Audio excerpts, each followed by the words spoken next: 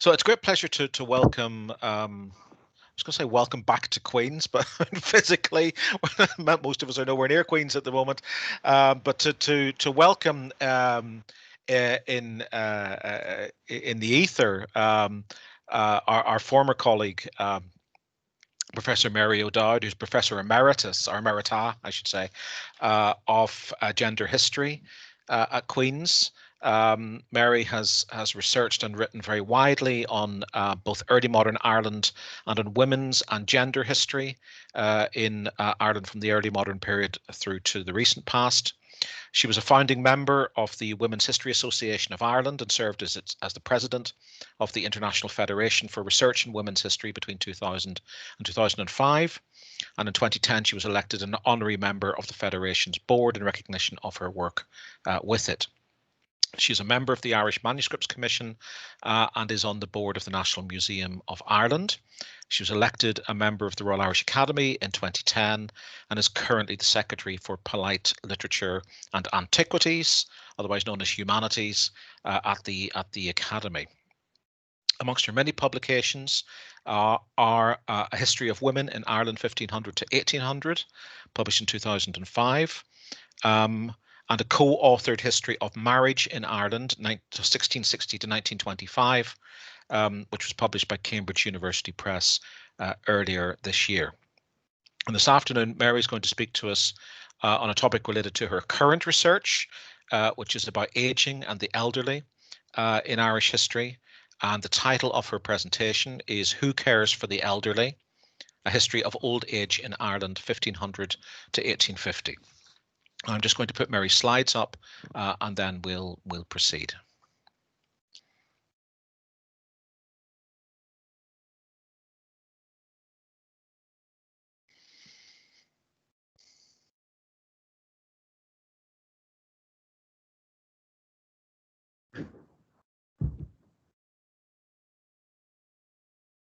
Okay, Mary.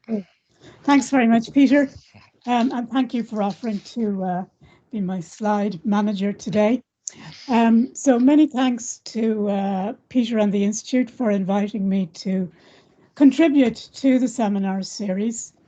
The paper is part of a larger book project that I'm really only just beginning on the history of old age in Ireland. So it's very much research in progress, and I'm still at the stage of asking far more questions than I can answer. But I also welcome the opportunity to share some of the questions with you today and that I've been exploring with you today. And I would welcome your comments, critical or otherwise, at the end. And I'd also appreciate, in particular, any suggestions for possible sources. So my interest in the history of old age really dates back to an undergraduate course entitled Love, Life and Death in Britain and Ireland that I taught in Queen's for many years with James Davis and Chris Marsh. And in that module, we used age as a criterion for historical analysis and followed the experiences of people and families from birth and childhood through youth, adulthood, and into old age and death. There's a fairly extensive literature on many of these topics for medieval and early modern English society, but there's far less available for Ireland. So in the past few years, I've been trying to fill some of these gaps by writing on the history of children, on adolescence, and more recently on marriage. And now I'm moving on to old age. I should add too that I am maintaining attention on gender and the different experiences that men and women might have of later life. So I'm starting my study chronologically at the beginning of the 16th century, but my end date is still undecided. My initial plan was to stop in 1845, because I think that's about as far as you can stretch the interpretation of early modern. But just talking to other researchers and friends, I'm persuaded that it makes more sense now to go to 1908, 1909, which was the year when the old age state pension legislation was implemented, or was first introduced and then implemented in the UK and Ireland. And more recently, partly as a result of the COVID-19 crisis and the debate and discussion that has given rise to about nursing homes and the care of the elderly, I'm now tempted perhaps to bring the study even further up to the 20th century. But I'll just talk very, very briefly about that towards the end today. Okay, so today I want to focus on the pre-famine period from 1500 to about 1840, up to the beginning, really, of the workhouses, or the establishment of the network of workhouses, which became the sort of catch-all institution for elderly poor. So I'm essentially doing a whistle-stop tour through this whole almost 350 years and drawing on sources from different time periods, mainly due to the sources available, but also due to the research that I've done so far. Okay, so the first obvious question to ask is, who are the elderly and when does old age start? And there's obviously a problem trying to calculate average ages in early modern society, because many people didn't know what age precisely they were. So this meant, as many historians of old age have pointed out, and some of you may be familiar with the argument, that what is called functional or cultural old age was often perceived as more important than chronological age. Society gauged your age on your ability to function in life, your ability to physically work or maintain an independent life without depending on others. Or you were assessed on your state of health, or possibly from a cultural perspective, if you were considered to look old. And this view could, of course, have a class or economic bias to it, as wealthier people might have a healthier lifestyle than the poor, who might live in damp or smoky houses and eat less well. And consequently, a poor person might reach the state of looking older sooner than someone from a wealthier class. A person, particularly a poor person, was deemed to be no longer capable of looking after themselves, who was deemed to be no longer capable of looking after themselves, was deemed to be part of what was called the impotent aged. And that phrase, impotent aged, is one that occurs constantly throughout the over 300 years that I've been looking at. Impotent in this context, meaning that you no longer had the power to maintain yourself independently of others. The average life expectancy of people in early modern European societies, with some variations, is estimated to be between 40 and 50. But this doesn't mean that you're considered old if you're in your late 40s or over 50, dependent, as I say, on functional and health conditions. So there was no official retirement age, for example. So office holders could hold on to their positions far beyond 70. And we can document many officials in 16th and 17th century Ireland who were doing just that, living really until they were considered to be incapable of doing the job, and sometimes even beyond that. So at the other end of the period that I'm looking at, from the 16th and 17th century, in the 1830s, in the Poor Law Commission, the Poor Inquiry Commission, age is linked by many of the contributors to the section on impotent aged, or the sick, poor, and the aged, that age is linked with physical decline and an inability to earn independent living. So farm labourers, one informant said, usually throw down the spade, as he put it, when they were about 60. Our artisan rural workers, such as weavers and shoemakers, were said to be incapable of any great exertion after 55. having spent their working lives in poorly ventilated houses. As one informant put it, confinement in a smoky cabin is the death of them. The oral testament presented for the commissioners didn't comment on the age of women, but some witnesses did indicate that older women often suffered from rheumatism in their hands. And there's been some discussion among historians that old age was considered to begin at different stages for men and women. Some have suggested that the beginning of menopause might be viewed as the start age of old age for women, as it marked the end of their reproductive life. But this view has been queried by most historians of old age, partly because there's no strong evidence that contemporaries in early modern society considered women in their early 50s as being part of the old age category. Instead, menopause is considered an important stage in a woman's life, but not necessarily the beginning of her old age. So generally, historians have tended to consider 60 rather than 50 as the start of old age throughout the early modern period, while at the same time maintaining an awareness that men and women in their 50s could be included in that category of impotent old age if their health prevented them from living independently. So taking 60 at my starting point, and now, Peter, you could move to the next slide, please. Thank you. I want to share, I want to share some statistics which might give you some idea of what percentage of early modern Irish society was represented by the over 60s.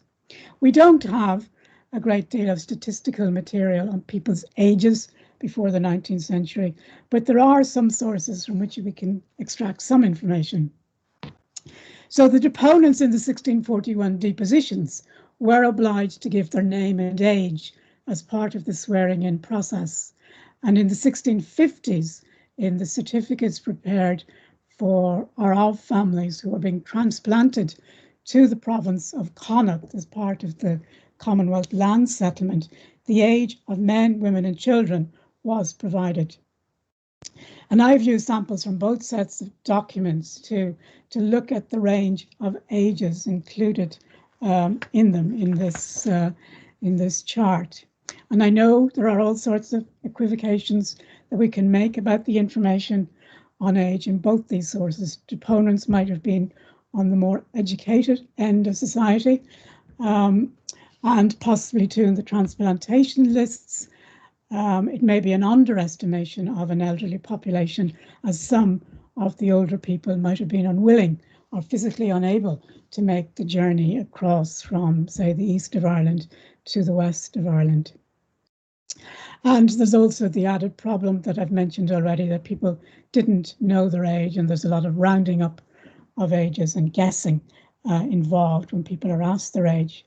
But I think the figures at least do give us some idea of the distribution of age within this sample. There's a similar pattern of peaking in the late 30s and 40s. In terms of over 60s, Peter, if you might move to the next slide, please. The percentage of people over 60 in this sample in Ireland is 8 to 9%.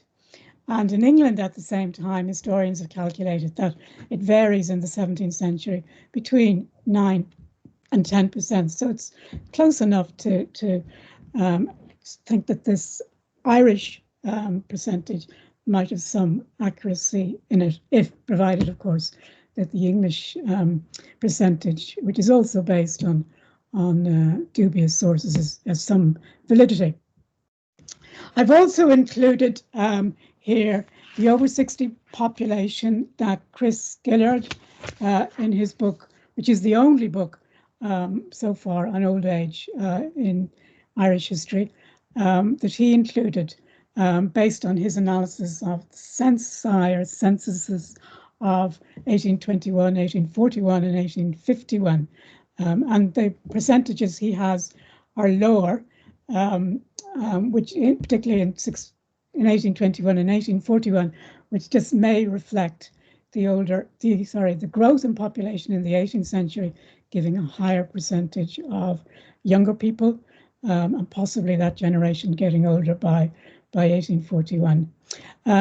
Leslie Clarkson has done some work on 18th century towns, which is the gap in both of these lists of statistics, and he suggests that in towns like Armagh, for example, in the 18th century, you do have a higher percentage of young people.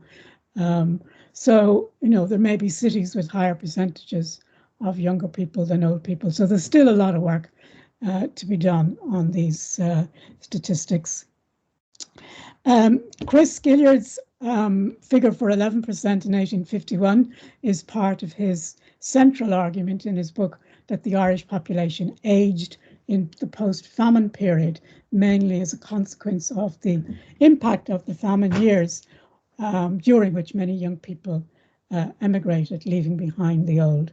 But that's another story for another day. Okay, so Peter, you might move on to the next slide, please. So what do these statistics, or with these statistics in mind, what do they tell us about the older population that were cared for during this period, or what do we know?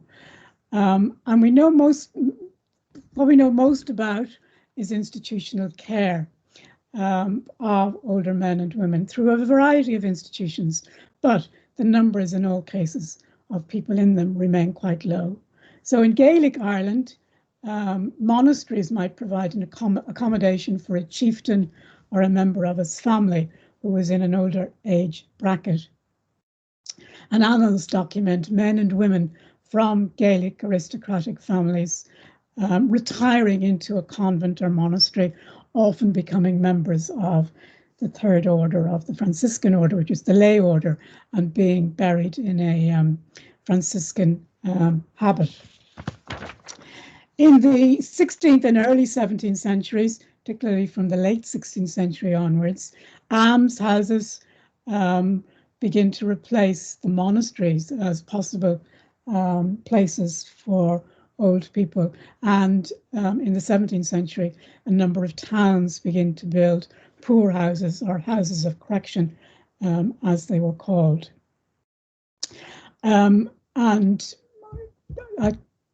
Yes, I'll come back to the parish vestries and the guilds in a few minutes. Okay, so Peter, maybe if you'd move to the next slide. The fashion for private individuals establishing small almshouses increased with the Protestant Reformation, because I was discussing with Liam at the beginning of the talk. The Protestant Reformation abolishes the concept of purgatory and the ability of Protestants to pray for the dead. So before the Reformation, you'd get wills with long lists of money for different priests to pray for the soul of the dead, or to say masses for the dead. And that all stops among Protestant communities after the Reformation, because they can no longer pray to get their relatives' souls out of purgatory, because purgatory no longer exists. So instead of praying for the dead, wealthy Protestant people now put their money during their lifetimes into charitable institutions, particularly for the poor, such as almshouses. So Richard Boyle, the first Earl of Cork and a strongly committed Protestant, established 3 almshouses on his lands in Munster, in Bandon, Youghal and Lismore. And there's just the one in Youghal which still survives, which was founded in 1613. And I've put on the right-hand side the one in Kinsale, which was founded in 1682. And this map is from when the auctioneers were selling it a few years ago. And they put in a map of the plot, so you get some idea of the way it worked. There are 4 houses on each side, you know, facing one another, and then there was a bigger house where the supervisor of the houses lived. And in each of the houses there was 2 rooms downstairs and 2 rooms upstairs, a sort of traditional 2 up, 2 down house that you later see in Belfast among workers. So it was quite a comfortable existence, if you like, if for old people, if they could get into them, because there was not only a waiting list, but there was strict criteria. Usually, not surprisingly, you had to be a Protestant, and they were usually aimed at certain sections of the poor, not always the elderly. Widows were often identified as a group who would go into these almshouses. But Richard Boyle did identify old soldiers as a group of men who required help in their old age. And I'll come back to this point in a few minutes. Okay, so going back to vestries and guilds, as Paddy Fitzgerald documented in his doctoral thesis, 17th century Irish towns did also begin to establish these poor houses, which admitted small numbers of impotent aged. But alongside that, church vestries, particularly the Church of Ireland vestries, provided assistance to individuals. But as far as I can see from looking at vestry books, the numbers were tiny, just here and there individuals living in the parish. And guilds, which had supported its members with some support in old age, they too begin to decline in the 17th century. So that facility was no longer really available. And the more we move in looking at.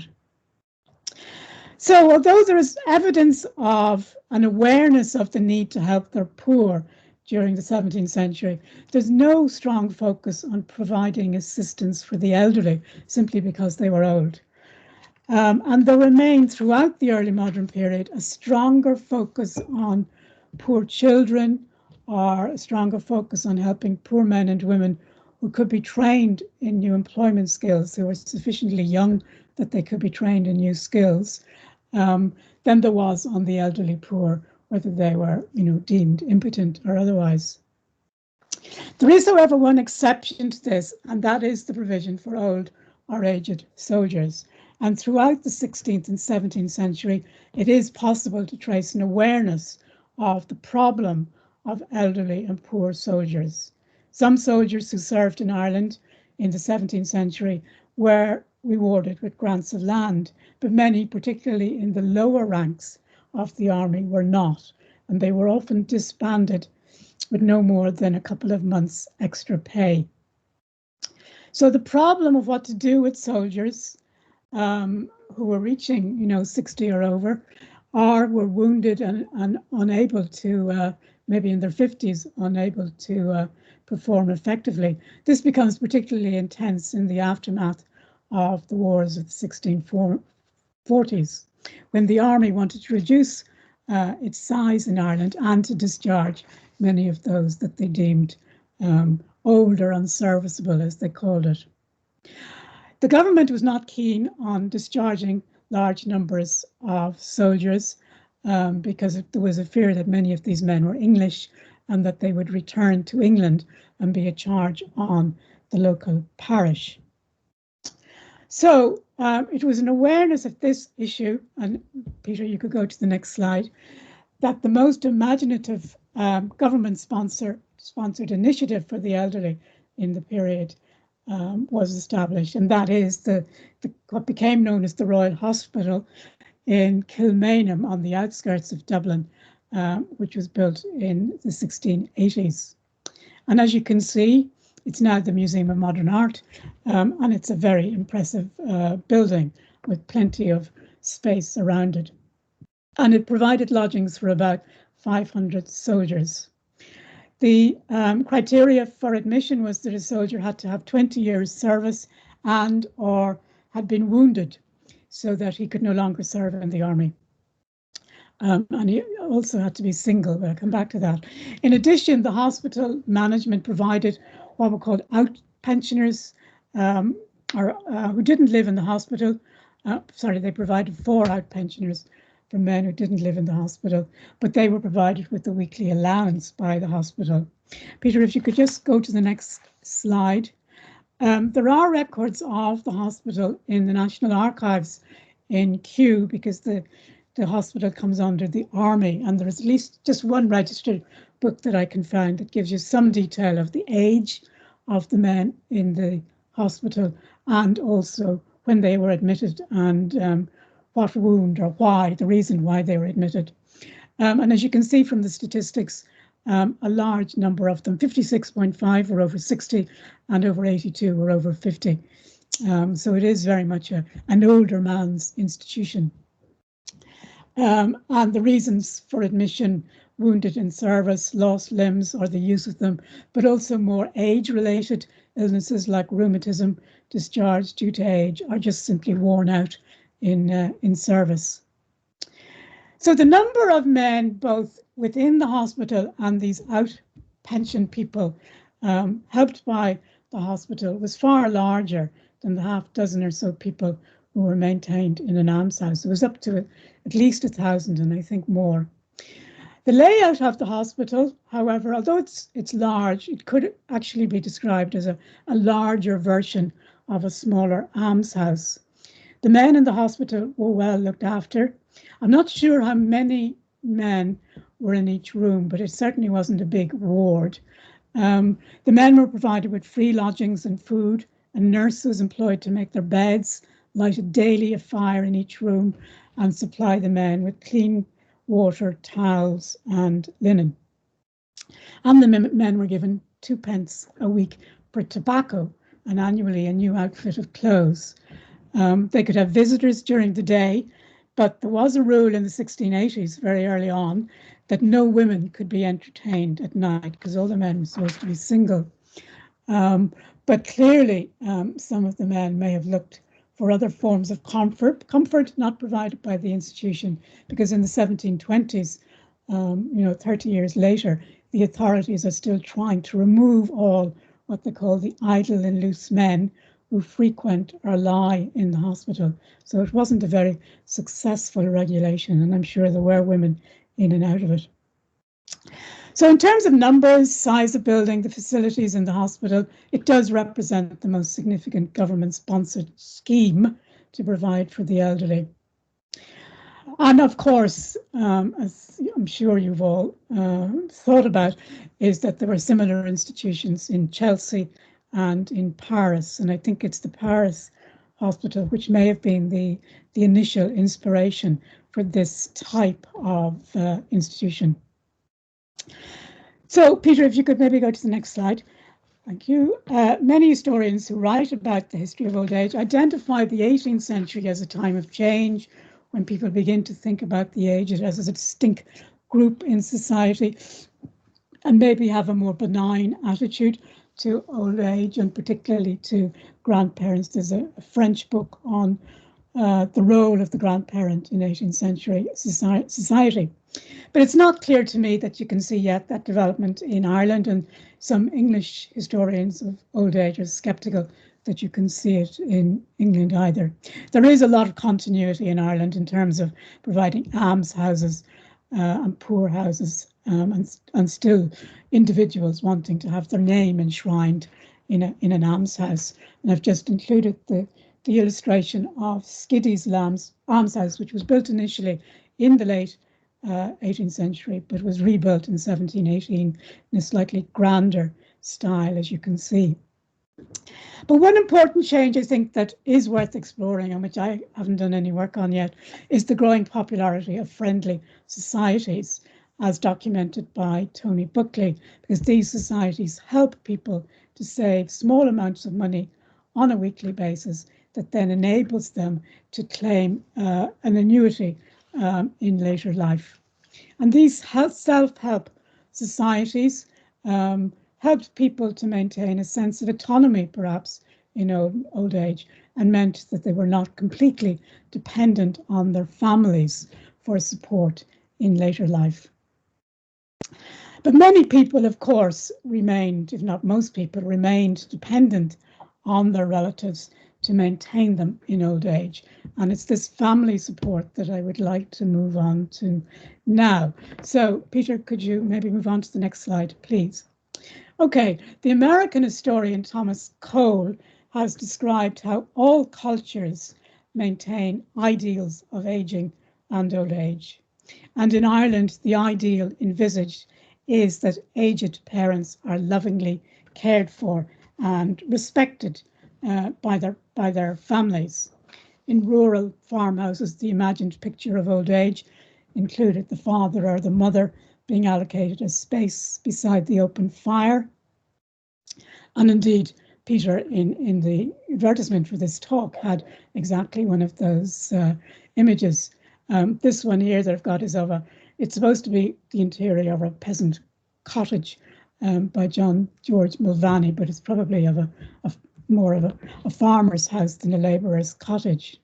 But it does get across the message of the grandmother sitting contentedly by the fire, playing with her grandchildren. Many of these pictures, incidentally, overwhelmingly depict an older woman by the fireside, possibly because women more likely to survive in later age than their husband. But finding a man at this time period sitting beside the fire is much rarer. Okay, the reality, however, of how families treated or cared for elderly relatives was, not surprisingly, far more complex than these genre pictures imply. And of course, it depended on the economic resources of the family. So, Peter, if you could go to the next slide, please. So at the upper level of society, marriage settlements and wills always included provision for the widow of the landowner if he died before his wife. And the widow would nearly always be provided with an annuity or an annual cash sum from her husband's estate.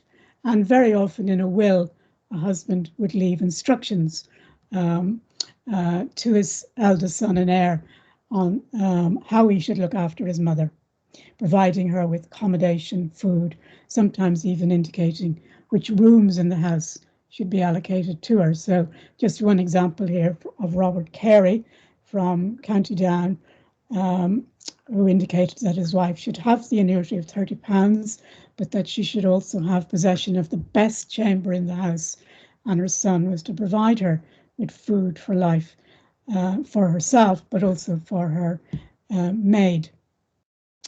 The extent to which these instructions were, of course, followed could vary in families, and Ruth Thorpe, who did a doctoral thesis on women's material culture in the 18th century in Queens, and Deborah Wilson, who published her book on women's material wealth, particularly widows, in late 18th, early 19th century Ireland. They both indicate that some of these instructions could lead to considerable tension and discord in families.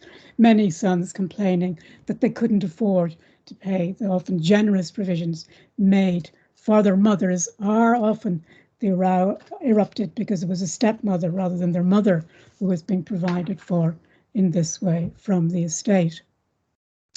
Okay, Peter, go to the next slide, please. So moving further down the social scale at a middle class level, one of the things I've been trying to do is to collect stories of how middle class families provided for older relatives. But this is a much slower task than I would have hoped due to COVID and the closure of archival collections. But I just have one story that I'll just go through very briefly, which is the Shackleton family of Mary Ledbetter, the writer, whose maiden name or name before she was married was Shackleton. So when her father died in 1792, her mother Elizabeth was aged 66, and she developed dementia. And there was a family discussion, a fairly tense family discussion on who should care for her. The oldest son in the family, Abraham, thought it should be Mary and her husband, and Mary thought it should be Sarah, her youngest and unmarried daughter. And as a result of these rows or disagreements, it'd be difficult to say. It was a Quaker family, so they didn't have open rows, but they certainly had disagreements and tension within the family. As a result of that, Elizabeth moved 3 times to different houses around the village of Ballytor in County Kildare, where the family lived. And in the end, she ended up dying in and living for the last 3 or 4 years of her life in lodgings in Ballytor, and her youngest daughter Sarah moved in with her in the lodgings and looked after her through her final years, which were obviously very difficult as her dementia became more advanced. So clearly, Elizabeth Shackleton's mental health problems complicated the task of caring for her. But the story of her care, I think, does indicate that the decision as to who should look after the elderly parent could be difficult and could lead, not surprisingly, to tension in a family. And frequently, it is the unmarried female member of the family who is allocated the role of the carer. As the American historian Andrew Ackenbaum has commented, in virtually every historical setting, the primary caregivers of the elderly were likely to be women, and that it was often the youngest daughter in the family. And this is, he's saying, is a universal characteristic, particularly, I think, within middle-class families. And the fact that Elizabeth ended her life in lodgings rather than in a family home is another question I'm trying to explore, because I suspect that it was not uncommon in middle or lower middle class families for widows, particularly in towns, to end their lives in lodgings or to move into lodgings on the deaths of their husbands.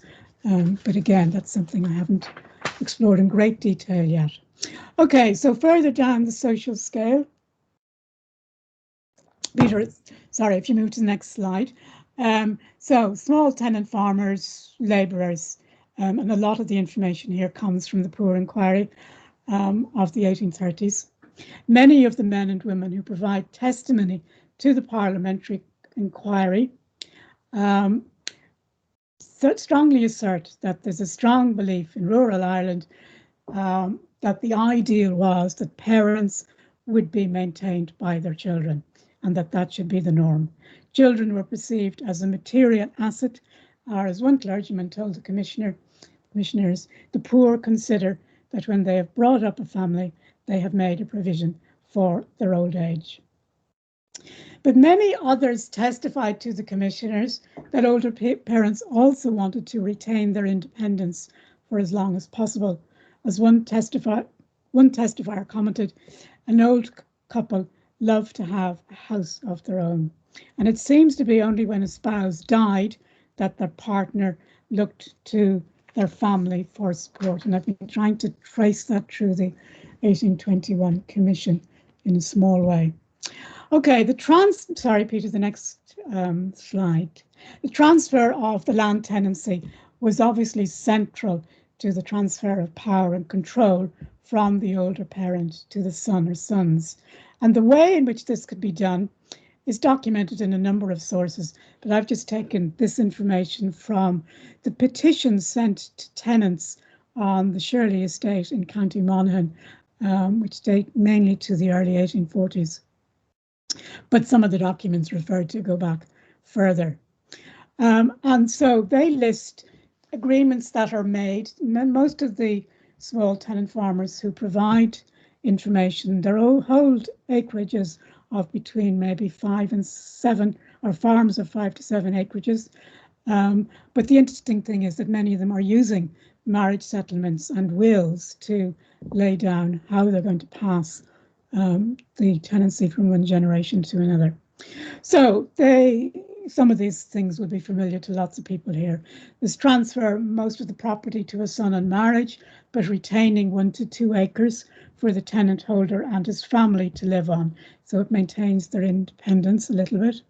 Transfer all the property to a son on condition that he or they, if there's more than one son getting property, that they agree to maintain and feed the older couple, or transfer in some cases all the property to a son or sons on marriage in return for a cash sum, or indeed retain complete control unto death for the tenant holder, the older tenant holder, and then undertake through a will or a marriage settlement to transfer tenancy to the eldest son, usually on death.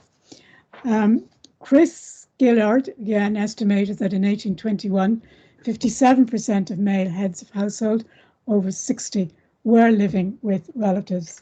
So many families clearly made an arrangement of one of these kind along these lines. And many of them possibly went to number 4. But one of the other things I've been trying to look at is at what age did people begin to decide they could no longer keep control? You know, that there is a difference between 60-year-olds and 80-year-olds in this regard. Okay, although these types of agreements are perceived as unique sometimes when historians write about them to pre-famine Ireland, some of them, particularly number 1 and number 2, are very similar to the bed and board contracts, as they were called, which historians have documented for 17th century England and indeed for 18th century France. In all of these rural societies, the aim on the part of the older person was similar, simply to retain control and autonomy for as long as possible. Of course, Peter, maybe if you go to the next slide, many of these arrangements are documented in the Shirley Estate petitions precisely because they weren't upheld. And many of the witnesses to the Poor Inquiry note that the marriage of a son or daughter could lead to arguments and tension about maintaining these types of agreements. And often, in a very stereotypical way, the people talking to the commissioners, but also in Irish folklore, there's stories about, you know, the older woman in the family not getting on with her new daughter-in-law and not happy to share the same domestic place with her. And this is one of these genre paintings called Bringing Home the Bride, where the young man is introducing his new bride to the new parents. The father is to the left, holding out his hand for the dowry, with the young woman's father in the background carrying her bed, and the older woman washing her hands to indicate perhaps that she's now handing over control of the home to the young woman. But in fact, sorry, Peter, if you could go to the next slide.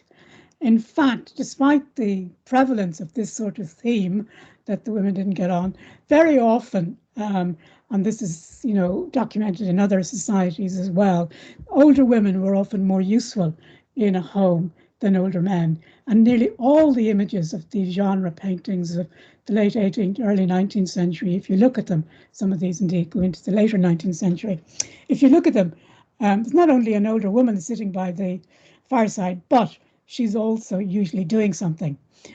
So she's either sewing, combing, maybe either wool or fleece yarn, or looking after some children. So women could do these tasks, which would be helpful to the household in a way that men could not.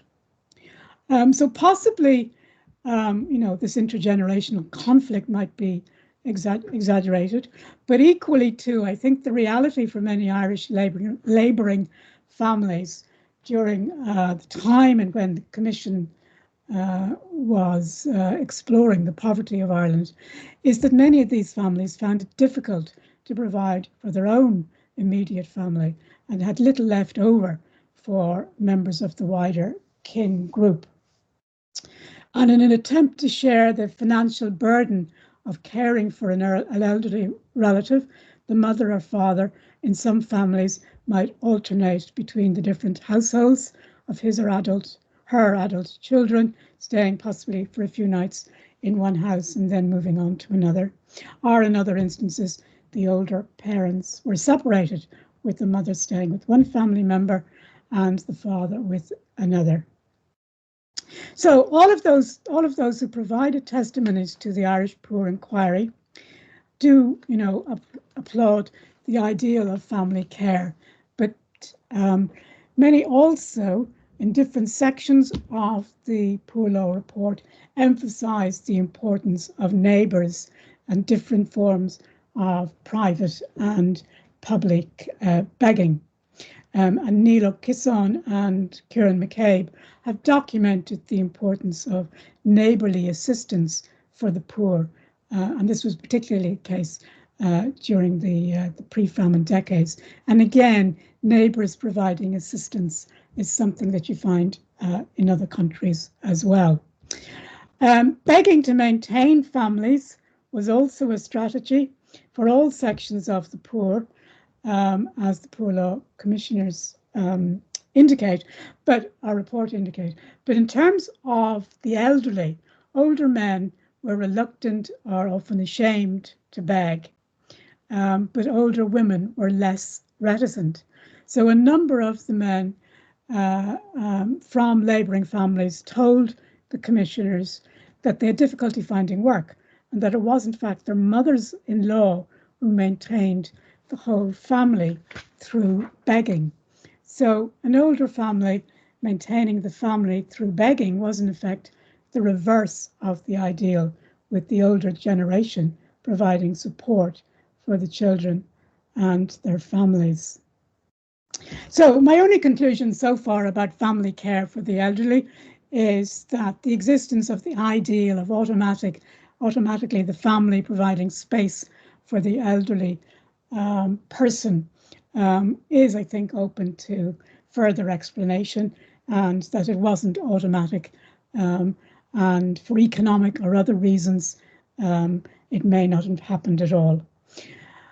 Okay, so finally, the last point I want to make is to go back to a point I made at the beginning, that I haven't really talked about the network of workhouses established throughout Ireland in the 1840s, and there's people here who know far more about them than I do. And the workhouse building is obviously a far larger building in the rural landscape than the poor houses or almshouses that preceded them.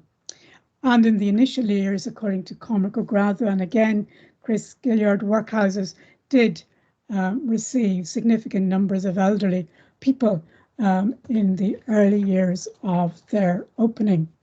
And Sarah McHugh has just finished her thesis in Queen's on older women in institutional care after 1850. Sorry, yeah, that's right. But one thing I am interested in is the chronology. And I don't know, just really I'm raising this as a question because I know very little about it. But the chronology of the end of the workhouses in Ireland and their morphing into other forms of care. And as far as I understand it, in 1908, there's a parliamentary inquiry which is very critical of treatment of the elderly in workhouses. And they were recommending moving the older people into separate accommodation. And the Irish Free State, going on Sean Lucy's work, the Irish Free State take up that solution, and they do close down some of the workhouses, but some of them are turned into county homes, initially for elderly people plus single mothers and children. And then the single mothers and children are moved out and put into the mother and child or mother and baby homes that we're hearing so much about at the moment. And the elderly then are left in the county homes. So there's a great deal of attention paid to single mothers in institutional care, but not so much to older people who are left for much of their lives or remaining lives in county homes. So I'm just interested in exploring that morphing from the workhouse into the county home and then into the private nursing home, which emerges in Ireland in the late 20th century, you know, and how did we get from county homes into private nursing homes? Because recent events have, of course, emphasised that congregating large numbers of older people in one institution or building is not the ideal solution for elderly care. So looking at the history of how we got here might just be a contribution that historians can make to the current debate. So I'll finish there. Peter.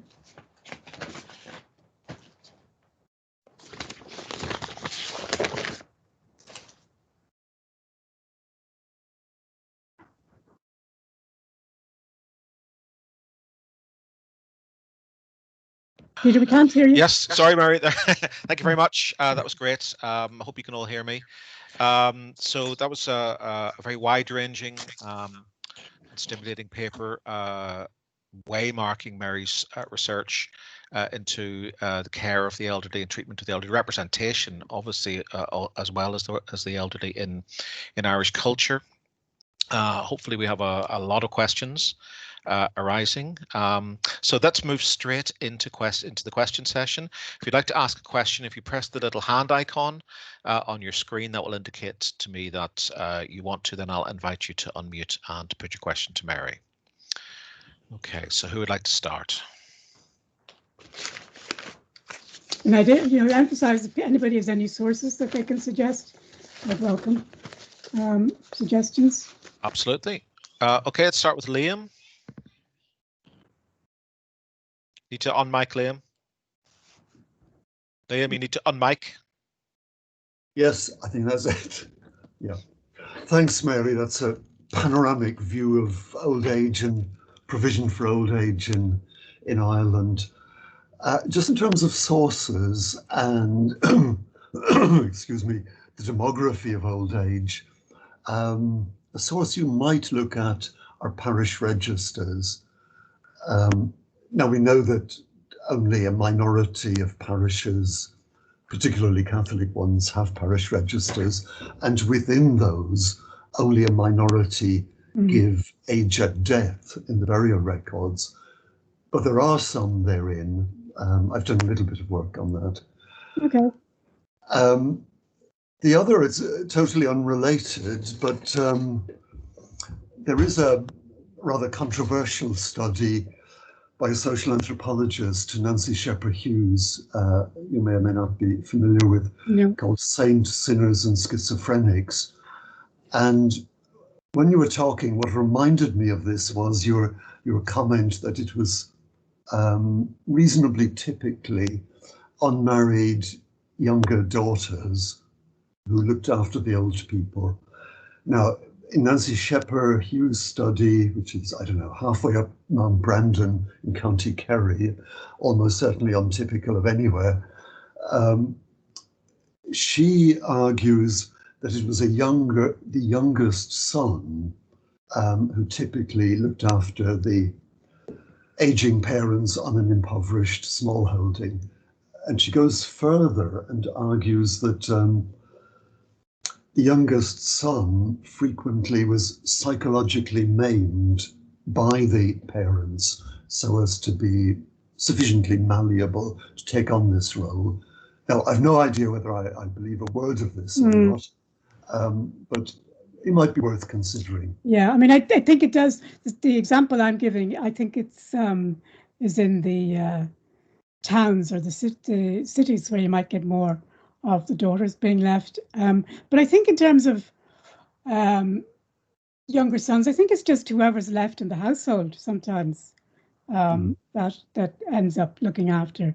But yeah, I'll have a look at it. Yeah, I mean, I don't buy the second part of the argument about being schizo, but you do. I mean, I keep having had to look after my own mother. This is nothing. My own mother, I was very fond of her, but I can understand how it can drive you crazy to look after sometimes if you're there in the house on your own. So, and you do see every now in the newspaper, you do see reports of a son or even a daughter, either abusing or killing an older parent, and it's just it can drive you to destruction, I suppose some people might say. Yeah, well, thank you. Okay, thanks, Liam. Neville.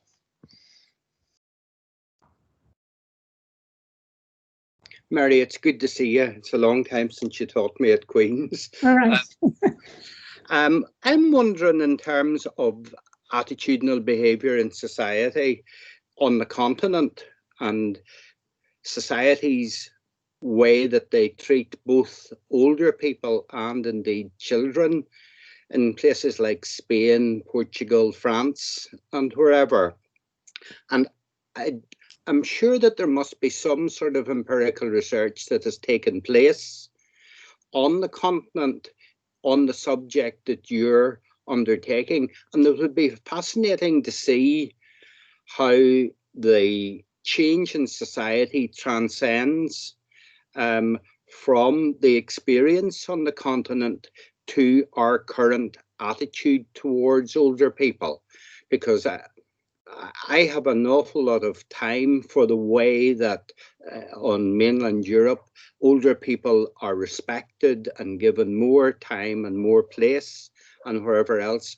Whereas once you get to over 60 here, you're written off, you're old, you're no longer, what was it you called it, functioning in that way. So I was just interested if there was any research out there on mainland Europe that you're aware of. Well, yes, I mean, the 18th century, there's a lot on 18th century, the old age in 18th century France. And they talk about that being the time when attitudes to older people becomes more benign in France. And they talk about this sort of sentimentality attitude to the older person. And that's why there's, a book on grandparents and the way in which grandparents become more integrated into family life, and that they're given a role, maybe looking after the children and so on. So you could be right, yes. I mean, as I said, English historians are a bit skeptical whether you can see that in England, and I don't know yet whether you can see it in Ireland. But it may just be, as you say, that it's something that's more prevalent on the continent than it is in Ireland or England. But it is a point, yeah. Okay, thank you, Neville. Do we have other questions for Mary? Sorry, Anne-Marie. Anne-Maria, sorry. Hi, Mary. Hi, Maria. Nice to see you. And you. Just two things, really, Mary. In terms of sources, I know before that I mentioned to you that Margaret Boyle, the first Countess of Orrery, that there's material in Petworth where there are rules for her almshouse in Castlemartyr. And I'm just also recalling that the second Countess of Cork writes in her memorandum book about setting aside money for one of the servants who was retiring, a female servant. And what's really interesting about it is that she says that her husband, the second Earl of Cork, was going to pay so much, but she, the Countess, was also going to set aside money herself separately for the servant. And I imagine that must have been kind of some form of a way of making a provision for a pension as such. And it just strikes me, hearing you talk about it, that I suppose in a way that's kind of almost an invisible way of creating pensions for these aging servants as well, which is another area of interest, yes. I'm sure. Yes, it is. No, thank you for that, Anne-Maria. I did look. I have got a copy of that. Petworth sent me a copy of those regulations. So thank you for that. It's just really a one-page list of rules. Yeah, but it's one document. What's very hard to find for almshouses is evidence of people actually living in them.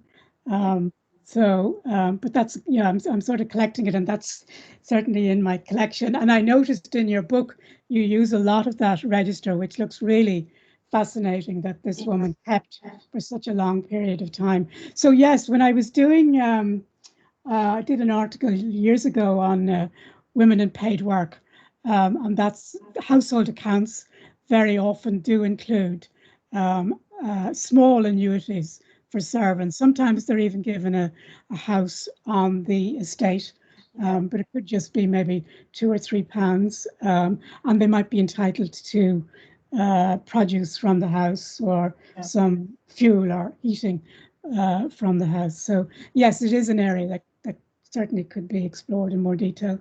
Right. Thank you very much, Mary. Thank you.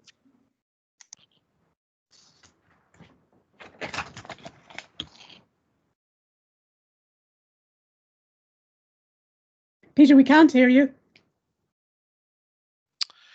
Thanks, Mary. Just a reminder to people that Once you've asked your question, just click on the hand icon again, and that will put your hand down unless you want to ask a follow-up or a second question. So we'll move to Mary next. Hi, Mary. I really enjoyed that. As a literature person, it's always very fruitful for me to hear history talks. My question is about the kind of culturally anomalous family where the mother-in-law went out to beg to support the younger members. Is it possible to, would they have been a traveller family, do you think? Because they just sound culturally distinct in some way. No, I don't think so. If you read Neil O'Kisson's book, or indeed Kieran McCabe, begging and travelling around as a professional beggar was a very common thing. It wasn't confined to traveller families at all during this time. Though in the Poor Law Commission, they say that, you know, particularly men, they were going to beg, that they would do it in a different parish because they were ashamed to do it in their own parish, and the same may also apply to women. But no, it was a much more, it was often a means of people's livelihood, because O'Kisson talks about, you know, that, and I think the Poor Law Report says it as well, that the people often made far more, or collected far more produce that they could then go into a town and sell for cash. Then, and they made, you know, a better living out of that than they would have done if they were staying in their younger person's or their son's or daughter's house. So no, it wasn't just, begging wasn't, I think, wasn't just confined to traveller families. Though it may, you know, it probably declined in the later 19th century, but I'm not sure about that. Okay, thank you, Mary. Thank you. Let's move to Carol. Hi, Mary. Thanks very much for that. I just wanted to let you know, if you didn't already, there is an article in the most recent issue of Irish Economic and Social History by Olivia Frehel, and it's on St. Joseph's Asylum for the Aged and Virtuous Female. So that's 1836, and it is a religious order who came from England. But I worked with her in Trinity. She's doing a PhD now, but on women and work.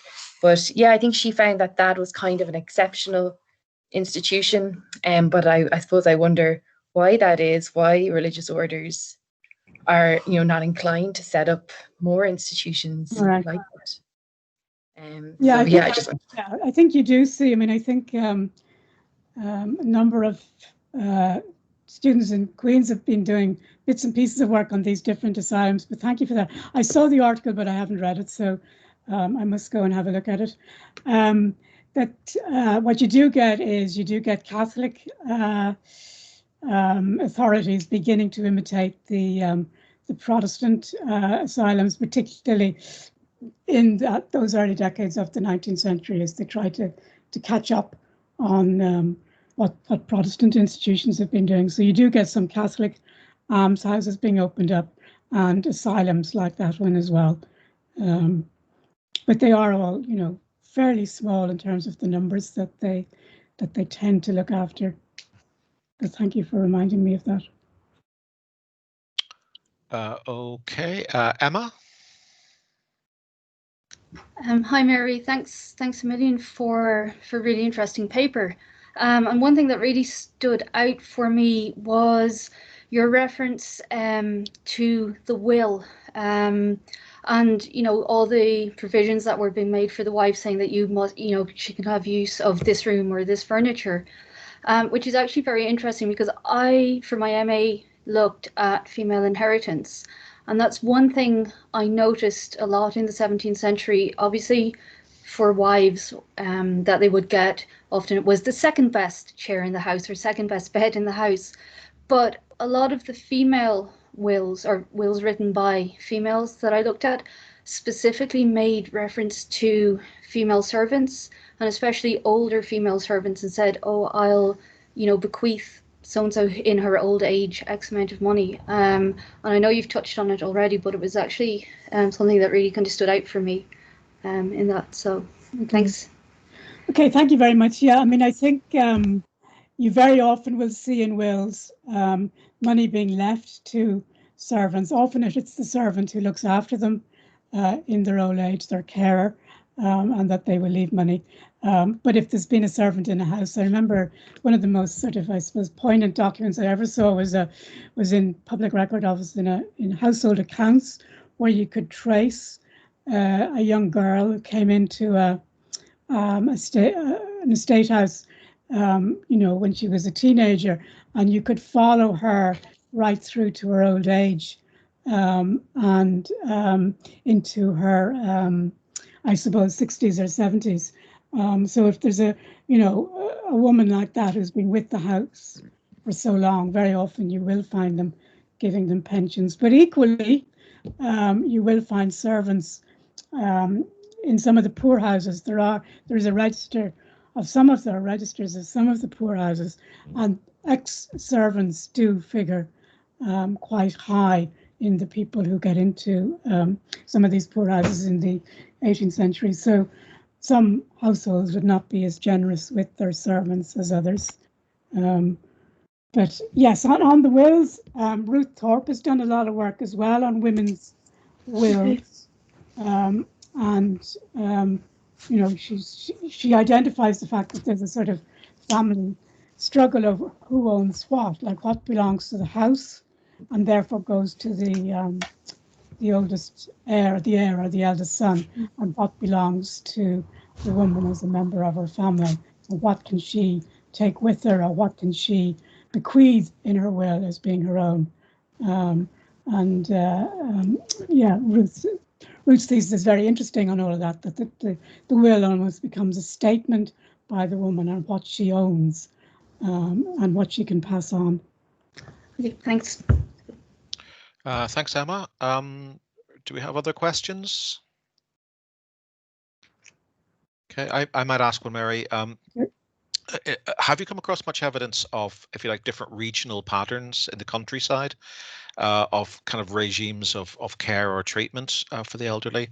I'm thinking here specifically about Ulster and the kind of distinct institution of the Ulster custom of tenant right, whereby at least theoretically, when a tenant farmer retires, they can sell their tenant right to an incoming tenant, or even if they transfer their tenancy to a child, there's nominally a cash transfer, I suppose, with the value of the tenant right being transferred, which would potentially increase the kind of negotiating power of the elderly couple, Yeah, so far all the only sort of tenancy agreements and references to this that I've looked at are the ones from Monaghan on the Shirley estate, and I've been trying to find other petitions from other estates, but they're not as detailed as those in Monaghan.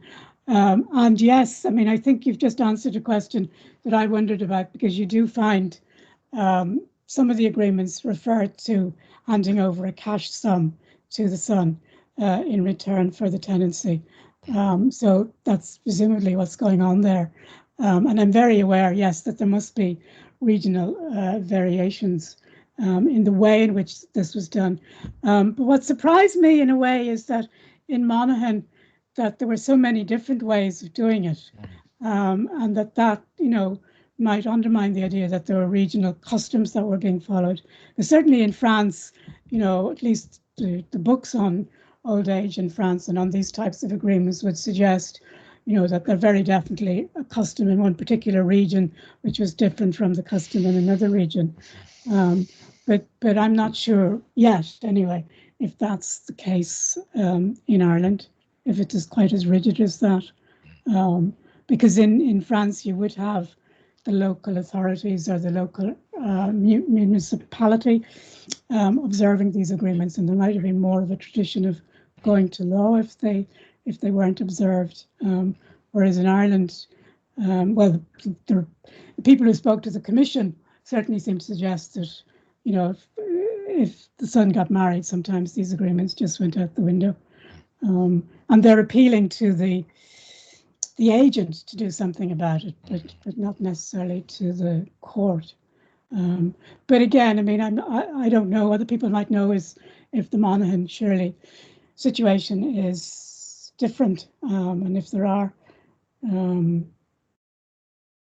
other variations elsewhere, but it is something obviously that I need to keep an eye on. Okay, I see Leanne wants to ask a question, so over to you. Hi, Mary. Hi. I was just thinking as you were talking about those arrangements for retirement, you probably have the best example of the Tennant family. So whenever Anne passes away and the Reverend John Tennant is in the household, and he writes a letter to Robert Tennant and his other son William, but he even writes about having to carve up the house, and he wants to like chop the house in half, and even wants to carve up household implements and stuff, so things that he can have in the house, and if anyone else is moving in, they can have like half of the table. They really try to carve up household and ownership of space, which was interesting. That's very interesting. Yes, indeed. Yeah, I mean, the Tenants was obviously something. Tenant papers are obviously a collection that I do want to try and delve into, and that you would know far more than anybody about. But yeah, the father, his handwriting is so poor, so I'll have to get them. I was going to go down and photograph them and blow it up on a bigger screen, because it's tiny little, very spiky handwriting. But that's really interesting to know that he was aware of the idea of doing that. Yeah. I'm also thinking about how old age is inflected by religious belief and how to prepare for old age. I can remember coming across a Presbyterian minister who had a real crisis of faith because he wanted to get a life insurance policy, but he thought that this was going against the law of God and providence. So I sort of was thinking about, would there be a difference in how to prepare for old age depending on your outlook that way? Yeah, I mean, in early modern England, there's a number of articles. I'm not sure about France. There's a number of articles on the changes in the way in which people prepared for death as a result of the Reformation, and different rituals that people went through, almost like an accountant, drawing up your list of deeds, and settling your affairs was another thing that was part of preparing for a good death. So yes, I mean, there's lots of religious writers. Somebody like Mary Ledbetter is constantly writing about how somebody died, and the rituals that they went through. So that is something that I do want to explore in this book, is to look at how attitudes to how you did a good death might come through. And big difference between Catholics and Protestants, where Catholics could pray for the soul, for years and decades afterwards, and Protestants could not. I think is really interesting to explore in an Irish context as well. Because he cuts off his horse and hurts himself, and then he thinks, oh, I don't have a life insurance policy. Who's going to take care of my family if I die? And he's a real crisis of faith with that. The only other source I could think of would be the presbytery books. So whenever a minister becomes old and unable to carry out his everyday duties, they would bring in an assistant, and they would talk about who was supposed to support him and how they could maybe help him. But I haven't actually looked into it, but you do find flashes of it in the records. Yeah. No, that's interesting. I haven't really gone into the there's not much in the Presbyterian session books as far as I could see on old age. I mean, it's not an issue that they books for older ministers. No, I can see what you're talking about. Yeah, that it's the minister itself rather than the people who appear before the actual session. Yeah. Okay. Okay, thank you, Leanne. We have a question from Deirdre. Hi, Mary. Hi, Deirdre. Nice to see you. Nice to see you, Mary. You possibly already know that there's a small amount of records of the almshouse for elderly women that Nan O'Neill founded, and they're in the Cork Archive. And then it was refounded or refunded in the 1860s, and there are some finance records of the Douglas Street almshouse for elderly women. Okay, no, I didn't know that. If you want some information, I can email you about it. Yes, please. It'd be of some use to you. Yeah. Thanks, Mary. That was very enjoyable. Thank you. Thanks, Deirdre. We have time for another couple of questions. If anyone has one they'd like to ask. So could I ask if anybody knows anything about this chronology from workhouses to county homes to nursing homes? Yeah, I don't think Sean Lucy is with us today. I think you mentioned his book already, Mary, on the transition from the poor law to the kind of post-poor law welfare regime in the Irish Free State. There may or be if there's anything written about it. I just struck me as, you know, a sort of gap there that people don't talk about. I mean, there's so much focus on mother and child institutions or the single mothers. So, and it also, I mean, I think certainly the generation, my mother's generation, would have been terrified of going into a home for that reason, that the reputation of the county homes was so poor that people wanted to avoid them at all costs. Did we have a question from Tom there? And has disappeared. Thought somebody else had put up their hand there. Disappeared. Anyone else like to ask a question? Mary, I'm sorry, Peter, this is Tom. Sure, go ahead. Mary, I was wondering whether or not you had given any attention to the impact of remittances from emigre families who, for example, would travel to the Americas, and how that would support mom and dad back home, and the extent of that, and whether it was merely the familial obligation, whether there are any understandings between child and parents, and so forth. Yeah, I mean, I've gone through all the emigrant letters like that David Fitzpatrick reproduced, and any of the other published collections of emigrant letters that I've found. Most of them are post-famine. But Kirby Miller's collection is earlier. No, what you find, I think, is sort of a sense of guilt on the part of the emigrant when they're writing home, that they've left the parent alone, but also at the same time, and this comes out particularly in the Australian letters, that they keep saying, well, I can't really afford to send you any money, or I can send you a little, but I'm sorry, I can't send any more because I have a growing family, or things aren't going so well. And there is, which must have been quite irritating to those left behind, there is often a letter to a brother or a sister or a cousin left behind, instructing them to make sure that they look after the older person, and that you know, that it's their responsibility now. So there's no, I mean, maybe it gets better in the post 1850. There's no sense that large amounts of money or remittances are coming into these homes that are going to be to really make a difference, that the money is being sent in fairly erratic installments, rather than being sent on a regular basis. And I did wonder, yes, I mean, because the statistics obviously are that there is millions being sent back from the States to families in Ireland. So maybe not all of it is reaching the older people, or just that the letters I've been looking at haven't really noted it. But it obviously is a key issue of the people left behind. I mean, I think that's what Chris Gilliard's book is really interesting, that, you know, that there's more and more older people being left alone after the famine, and that this is a source of guilt for the immigrant family.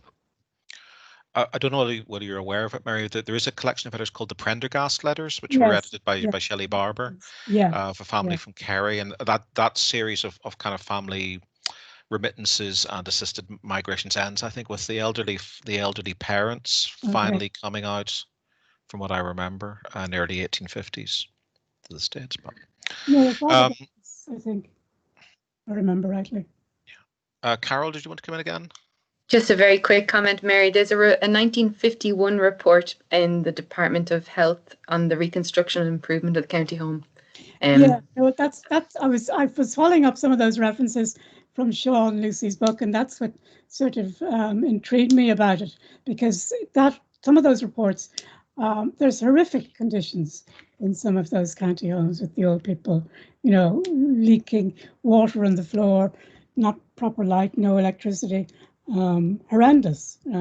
So you can I often, you know, just wonder, well, why did they last so long, or why did nobody do anything about it? But thank you very much. Yeah, it's just to collect, I suppose, all those different. There's a number of reports into county homes that Sean mentions.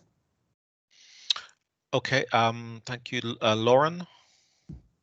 Hi, Mary. Hi, I wanted to suggest the records held at Clifton House might be obvious to you.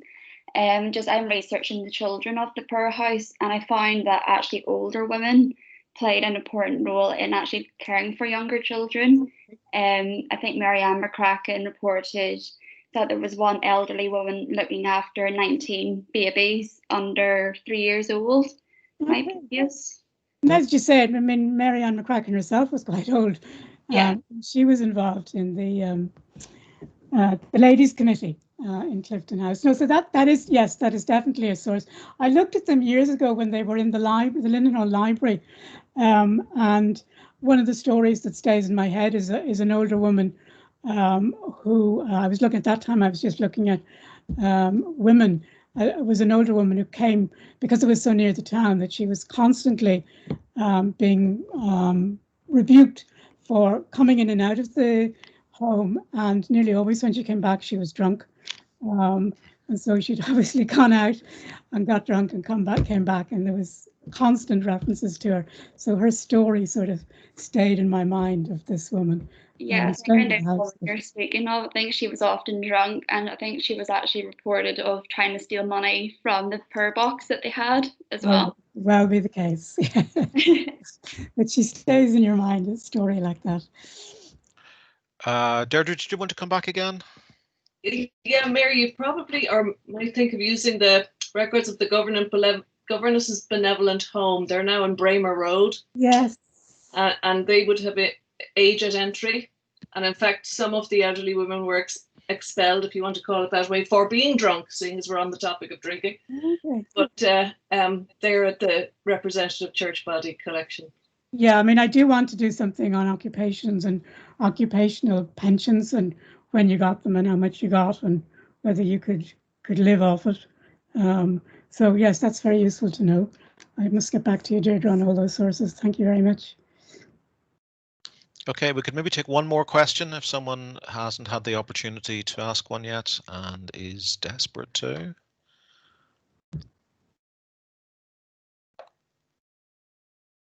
Yes, Victoria. Hello, Mary. Lovely to talk to you again. Listen, just a follow-up there to Deirdre Rafferty's pointing in the right direction. Just with my own research on Bishop Moylan, there are a number of letters, one's from Nan O'Neill and one's for himself, where he outlines the care that he's given to his elderly father. So I suppose in the 18th century, when the members of the Catholic Church, when priests in particular were living in the community rather than living in parochial houses, or religious orders are slightly different as in they seem to be living together, but the secular clergy seem to be living among the community. I think his role as a parish priest and as a bishop later on, it was felt that the care of his elderly parent fell to him. So not only does he take on the care of his elderly father while the father is dying, he also takes in an unmarried sister, and she lives with him for most of his life. Now, I'd love to be able to point you in the direction of, of a conclusive archive that would give you this information for all members of the Catholic Church in the 18th century. And it would be a very, very hard job to throw through all the correspondence of the secular clergy in the 18th century. But surely on Bishop Moylan's point, there are references to elderly relatives and the care that he is sort of expected to give to them and I'd be more than happy to send them on to you if they'd be any use. Thanks very much, Victoria. I did years ago look at bishops who very often had an unmarried niece living as their housekeeper in the house. So it's sort of a similar story, but I hadn't thought it the other way around of priests looking after. There seems to have been like a tradition of that, and it's one of the issues that the clergy try to regularize as they go into the 19th century and their relationship with the community becomes more formal. And I suppose the age in which people enter religious orders as well is something to look at, because there is an understanding that if you reach a certain age, maybe you're too old to join, and it's not because of your religious fervor or anything else or anything like that. It's to do with the practicalities of looking after you in your old age. Right. You know, religious orders are very much aware of that that they're trying not to take people in large numbers, you know, that they get this huge responsibility to care for the elderly in their community, or, you know, distant relatives that a family feels like that they can, you know, I'm trying to be diplomatic about this, that they don't offload the care onto somebody becoming a member of a religious community. Yes, thank you very much, Victoria. I must get back to you about those sources. Yes. No problem, Sean, Mary. Okay, thanks, Victoria, and thanks to everyone who's participated this afternoon. We are out of time, so can I ask you perhaps just to briefly unmute yourselves and give Mary a round of applause to show your appreciation for her sharing her research with us this afternoon.